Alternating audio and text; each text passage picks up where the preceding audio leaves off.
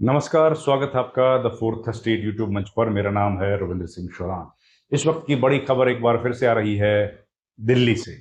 दिल्ली देश की राजधानी है, दिल्ली जहां पर मोदी सरकार है, और दिल्ली जहां से एक बार फिर आह्वान कर दिया है कॉकरोच जनता पार्टी ने आने वाले 5 सितंबर को युवाओं को इकट्ठा होने के लिए।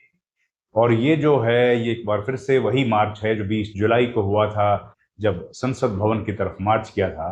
तो 5 सितंबर को 20 जुलाई वाला ही दिन की तरह इकट्ठा होंगे और ऐलान करेंगे सरकार के खिलाफ। इंडिया गेट पर यह कार्यक्रम होगा, और इंडिया गेट पे जो कार्यक्रम होगा उसमें सरकार को कहा जाएगा कि आप अपने काम को पूरा कीजिए जो आपने वादा किया था। और सरकार ने क्या वादा किया था, सरकार ने क्या वादा खिलाफी कर दी है, ये तमाम चीजें हैं जो इस 5 सितंबर के मार्च के बीच में होंगी, मध्य में होंगी, केंद्र में होंगी। हुआ यह है कि जो केंद्र सरकार है उसने जंतर मंतर पर जब प्रोटेस्ट चल रहा था, तब उस प्रोटेस्ट को खत्म करने के लिए प्रोटेस्टर्स के साथ कुछ वादे किए थे। वादे करने वालों में 2 मिनिस्टर शामिल थे जो सरकार के बिहाफ पर बातचीत कर रहे थे। आप जानते हैं कई राउंड्स की बातचीत हुई थी, जिसमें JP नड्डा स्वास्थ्य मंत्री हैं, और साथ में जितेंद्र सिंह जो प्रधानमंत्री कार्यालय के मंत्री हैं। उन दोनों ने कॉकरोच जनता पार्टी के जो लोग थे उनके साथ बातचीत, और उस बातचीत में यह तय किया गया कि सब मीडिया के सामने पूरे देश ने देखा कि जो स्टूडेंट्स ने एक्सट्रीम स्टेप लिया है और अब वो इस दुनिया में नहीं रहे, उनके परिवारजनों को 1-1 करोड़ रुपए मुआवजे के तौर पर दिए जाएंगे। पहली बात। दूसरी डिमांड थी कि जिनके खिलाफ आपराधिक मुकदमे दर्ज हुए हैं वो विड्रॉ किए जाएंगे। आपराधिक मुकदमे दर्ज होने का मतलब था कि NDA शासित प्रदेशों में जहां जहां मुकदमे दर्ज हुए हैं, जिनमें दिल्ली, बिहार, यूपी, हरियाणा, आसाम, पश्चिम बंगाल और इस तरह के कुल 22 स्टेट्स हैं जहां पर NDA की हुकूमत है, और केंद्र शासित प्रदेश दिल्ली समेत। तो इन इलाकों में जहां जहां पर मुकदमे दर्ज हुए हैं वो मुकदमे विड्रॉ किए जाएंगे, और उन स्टूडेंट्स को अगर किसी को अरेस्ट किया गया है, डिटेन किया गया है, तो तुरंत छोड़ दिया जाए। खबरें आने लगी कि भाई कई लोगों को डिटेन किया गया है, अरेस्ट किया गया है। उसके बाद खबरें ये भी आई कि भाई कई लोगों को तो छोड़ा ही नहीं गया है। और जो सरकार ने ये भी कहा कि जो बातें कही गई थी वो बातें पूरी अभी तक नहीं। तो कॉकरोच जनता पार्टी ने 1-2 बार दोबारा बैठक करी कि भाई ये तो गलत हो रहा है, आपने जो वादा किया था वो पूरा नहीं हुआ, लेकिन कोई फर्क पड़ा नहीं। उसके बाद मामला पहुंच गया सुप्रीम कोर्ट। सुप्रीम कोर्ट में जब मामला गया तो केंद्र सरकार की तरफ से दिया गया एक हलफनामा। हलफनामे में केंद्र सरकार ने कहा कि हम लोग अभी वो सूची आप तक नहीं पहुंचा पा रहे हैं जिस सूची के बिहाफ पर आपको, उसके आधार पर आपको क्वेश करना है। अब ये कौन सी सूची है? असल में केंद्र सरकार से सवाल जवाब जब किए सुप्रीम कोर्ट में, तो सुप्रीम कोर्ट ने कहा कि आप चाहते हैं कि हम सब सारी FIR को क्वेश कर दें। कैसे कर दें क्वेश? जब तक कि आप हमको सूची नहीं देंगे। सूची मतलब आप अलग अलग प्रदेशों से वो सूची मंगाइए, लिस्ट मंगाइए, कौन सी FIR है, कितनी FIR है, किन किन लोगों के नाम है, तभी तो हम लोग उस सूची के हिसाब से ही तो ऑर्डर पारित करेंगे ना कि इन तमाम FIRs को क्वेश कर दिया जाए।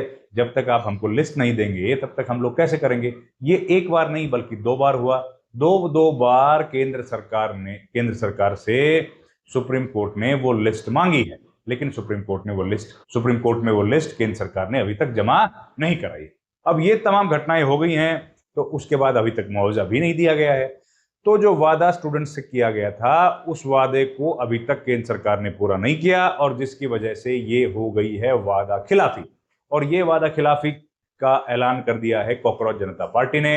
सौरभ दास, आशुतोष रांका ने और अभिजीत दीपके, ये तीनों लोग दिल्ली में थे, और इन्होंने ऐलान कर दिया है कि हम लोग सितंबर के महीने में 5 सितंबर बड़ा महत्वपूर्ण दिन है। आप दोस्तों, 5 सितंबर का दिन बड़ा महत्वपूर्ण है क्योंकि उस दिन होता है शिक्षक दिवस। देश के दूसरे राष्ट्रपति सर्वपल्ली राधाकृष्णन का जन्मदिन, और उन्हीं के जन्मदिन के रोज इस बार जंतर मंतर की बजाय इंडिया गेट का रास्ता चुना है कि वहां पर इकट्ठा होंगे और करेंगे ऐलान हल्ला बोल का केंद्र सरकार की वादा खिलाफी के मुखालफत में। तो ये बड़ा महत्वपूर्ण रहेगा। केंद्र सरकार जो पहले से इस मुद्दे को लेकर के बहुत बैकफुट पर है और केंद्र सरकार बार बार कोशिश करने के बावजूद भी ना तो इस मुद्दे से जीत पा रही है और ना इस मुद्दे को डिफ्लेक्ट कर पा रही है, इस डाइवर्ट नहीं कर पा रही है अटेंशन, और ये सरकार के लिए एक बड़ा मसला बन गया है। दूसरी तरफ केंद्र सरकार और बीजेपी ने इस मसले से बचने के लिए 4 सदस्यों की और एक अध्यक्ष की टीम तैनात की है। अध्यक्ष खुद रहेंगे उसमें नितिन नवीन, उसके अलावा जो 4 सदस्य हैं जो आउटरीच करेंगे, रीच आउट करने की कोशिश करेंगे देश के जेन जी को, युवाओं को, ताकि वो युवा बीजेपी के साथ बने रहें। वो कौन हैं? वो हैं ओपी चौधरी जो कि मिनिस्टर हैं छत्तीसगढ़ के, एक मिनिस्टर हैं हर्ष सांघवी जो कि गुजरात के उप मुख्यमंत्री हैं, विनोद तावड़े जो महासचिव हैं, और स्मृति ईरानी जो नई नवेली महासचिव बनाई गई हैं, राष्ट्रीय महासचिव बनाई गई हैं बीजेपी की, और इनकी अध्यक्षता होगी नितिन नवीन। तो ये तमाम लोग मिलके अब कोशिश करेंगे कि भैया लोग वोट डालते रहें बीजेपी को ही, क्योंकि बीजेपी जो है वो सबसे बड़ी हितैषी है। और हम लोग लगातार, बीजेपी ये कोशिश कर रही है बताने की कि हम लोग लगातार कोशिश कर रहे हैं, प्रयास कर रहे हैं कि युवाओं का भला हो, युवाओं के लिए हमने बहुत सारी योजनाएं चलाई हैं, रोजगार देने की कोशिश की है, शिक्षा में सुधार किया है, ये तमाम चीजें। पर इस बीच एक और घटना हो गई।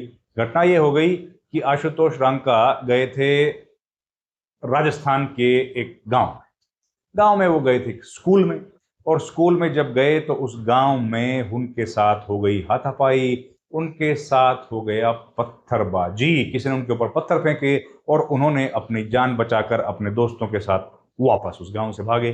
उस गांव की स्थिति क्या है?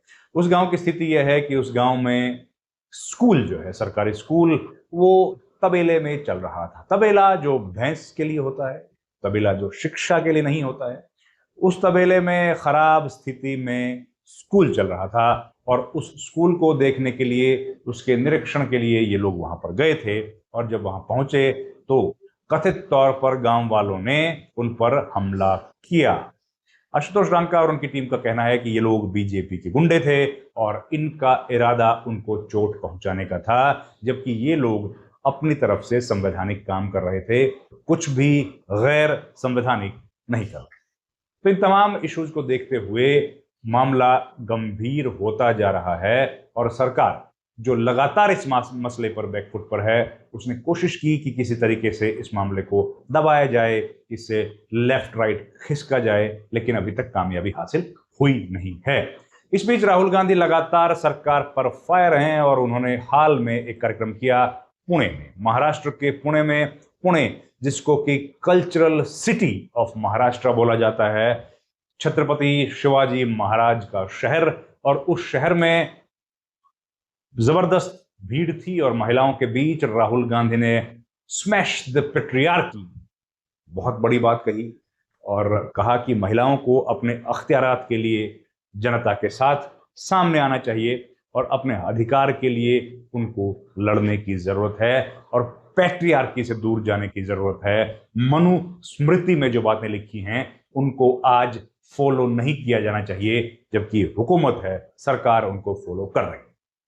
ये बातें उन्होंने बोली, और इन तमाम बातों के बीच राहुल गांधी ने लगातार इस मुद्दे को गर्म रखा है, और वो स्टूडेंट्स के साथ लगातार बात कर रहे हैं। पहले उन्होंने कोटा में बात की, देहरादून होते हुए प्रयागराज पहुंचे, और ये पुणे में उनका आखिरी पड़ाव था अभी तक का, जो फीमेल स्टूडेंट्स के साथ उन्होंने इंटरेक्शन किया। तो एक तरफ राहुल गांधी इस मुद्दे को उछाल रहे हैं, दूसरी तरफ कॉकरोच जनता पार्टी और सरकार और बीजेपी लगातार कोशिश कर रही है कि किसी तरीके से वंदे मातरम को बड़ा मुद्दा बना दिया जाए, लेकिन वंदे मातरम अब बड़ा मुद्दा बन नहीं रहा है। लोगों का शायद इस पर भरोसा नहीं है, और बार बार कोशिश प्रयास करने के बावजूद भी अब ये मुद्दा बड़ा नहीं बन पा रहा है। और बीजेपी जिस मुद्दे को लगातार हवा देती रही है इतने सालों से, राष्ट्रवाद, हिंदू मुस्लिम या जातियों का मुद्दा या फिर डिवीजन का मुद्दा, अब लग रहा है कि उन मुद्दों के दिन लद गए हैं, और लद गए तो बीजेपी की दाल नहीं गल रही है, इसलिए तकलीफें ज्यादा बढ़ रही हैं। अब देखते हैं क्या नया तोड़ सरकार निकालती है कॉकरोच जनता पार्टी के इस नए ऐलान के बाद। इस वीडियो में इतना ही। आपका बहुत बहुत धन्यवाद। Thank you very much. नमस्कार।